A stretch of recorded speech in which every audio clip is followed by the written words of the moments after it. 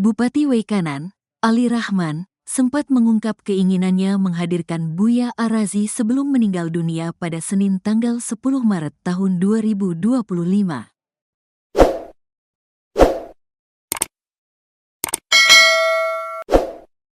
Keinginan mendiang Ali Rahman tersebut diungkap oleh sang paman, yakni Aibtu Cucu Ahyani.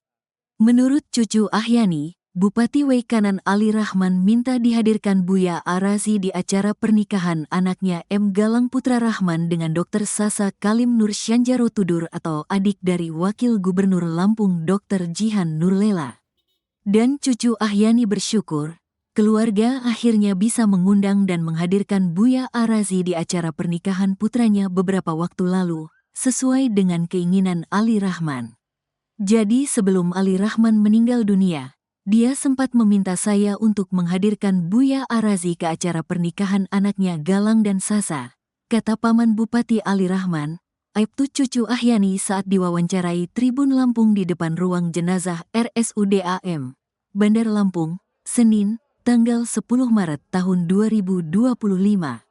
Anggota Ditpamovit Polda Lampung ini mengatakan, dirinya sempat menawarkan untuk mengundang penceramah ustaz lainnya, tapi ditolak.